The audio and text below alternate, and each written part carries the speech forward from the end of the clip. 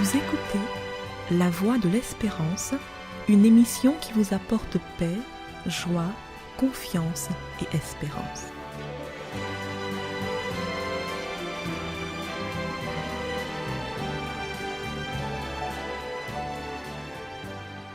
Bonjour la Guyane et bonjour à tous depuis la Guyane.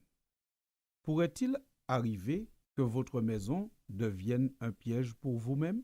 Maison qui est censée être le lieu où vous vous abritez et où vous êtes protégé? Malheureusement, c'est ce qui s'est passé en Turquie très récemment. Un séisme de magnitude 7,8 a frappé dans la nuit de dimanche à lundi le sud de la Turquie.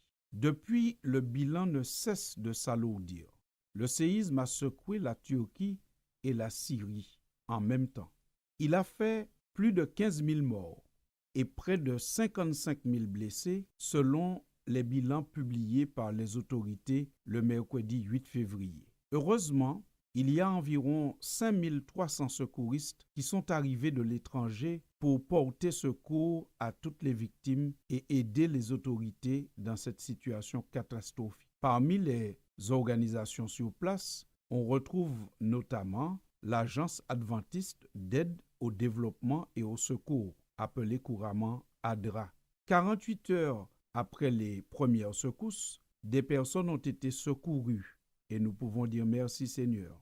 Cependant, les autorités annoncent que le bilan devrait encore grimper considérablement car des centaines de personnes restent piégées sous les décombres. 6 444 bâtiments auraient été complètement détruits, mais plus de 11 000 bâtiments pourraient être durablement endommagés. Et comme c'était la nuit, la plupart des habitants étaient à la maison, peut-être même en train de dormir.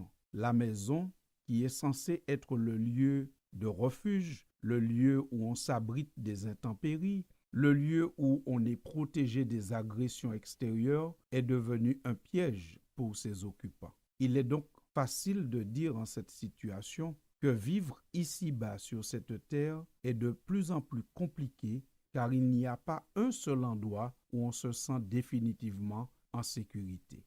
Mais puisque la religion pure et sans tache devant Dieu notre Père consiste à visiter les orphelins et les veuves dans leurs afflictions et à se préserver des souillures du monde, nous voulons ici dans cette émission La Voix de l'Espérance prendre le temps de prier et de nous associer à la douleur des familles qui sont confrontées à cette triste situation.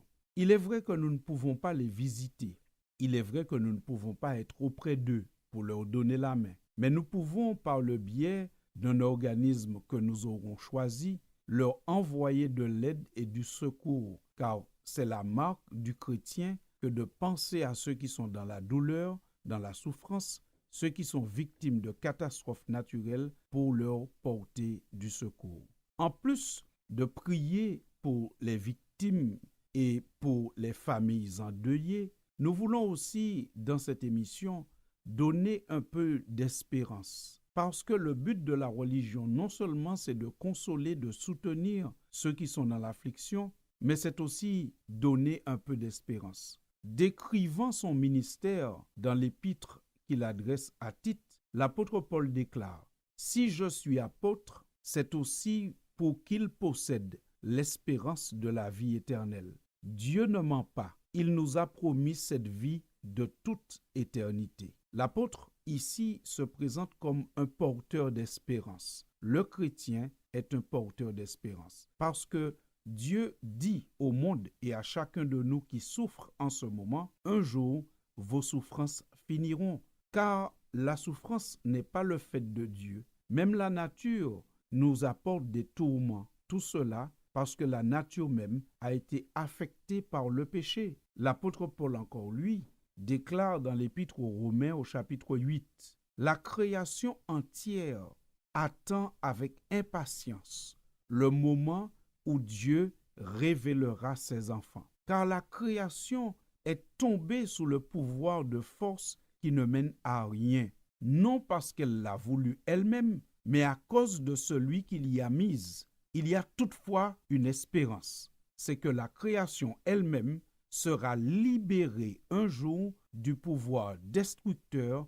qui la tient en esclavage et qu'elle aura part à la glorieuse liberté des enfants de Dieu. Texte à retrouver dans l'épître de Paul aux Romains au chapitre 8.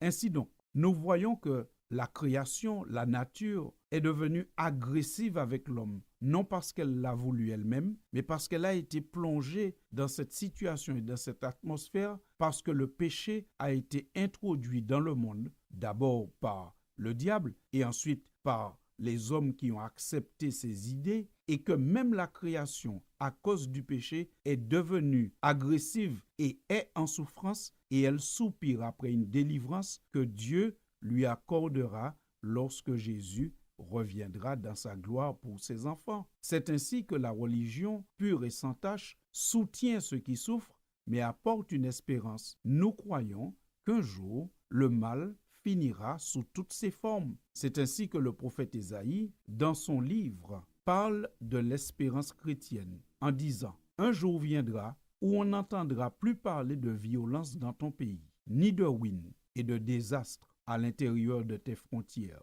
Mais tu nommeras tes murailles salut et tes portes louange à Dieu. Pour t'éclairer, tu n'auras plus besoin ni du soleil pendant le jour, ni de la lune pendant la nuit, car moi, le Seigneur, ton Dieu, je t'éclairerai pour toujours et je t'illuminerai de tout mon éclat. Désormais, ton soleil ne se couchera plus et ta lune ne disparaîtra plus, car moi, le Seigneur, je t'éclairerai pour toujours.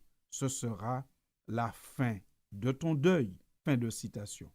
Ici, le prophète Ésaïe rapporte des paroles de Dieu. C'est Dieu lui-même qui parle et qui promet qu'un jour, le monde sera tellement différent, tellement restauré, que les murs seront appelés salut, les murailles seront appelées salut et les portes seront appelées louange à Dieu. C'est vraiment très différent de ce que nous avons vécu cette semaine. Quand nous voyons tous ces gravats, tous ces murs qui ont tué, abîmé, blessé des milliers d'hommes en Turquie et en Syrie, alors nous soupirons après ce jour où les murs ne seront plus des menaces, mais les murs seront appelés salut. Chers auditeurs, nous sommes tous confrontés d'une manière ou d'une autre à la souffrance, confrontés d'une manière ou d'une autre aux épreuves de la vie. Puissions-nous, en tant qu'humains, humains touchés par la grâce de Dieu, être l'un pour l'autre un secours, un soutien, un encouragement.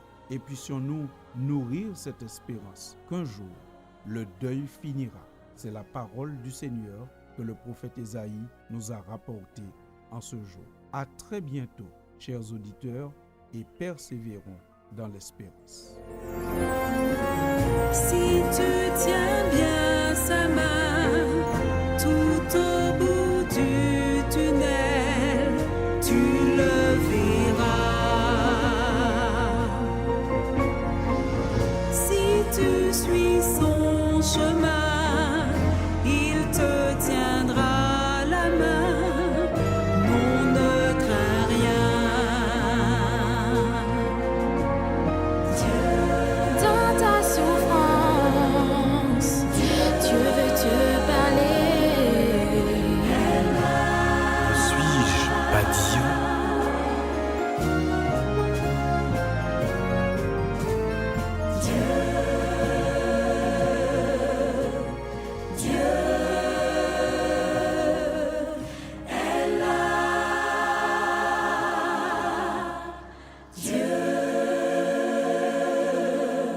Oui, Dieu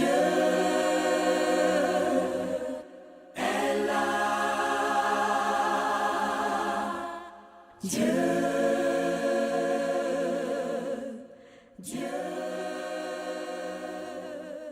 est là. C'était La Voix de l'Espérance, une émission préparée par l'Église adventiste du 7e jour. Si vous désirez avoir une copie de la causerie d'aujourd'hui, demandez-la. Elle vous sera donnée gracieusement.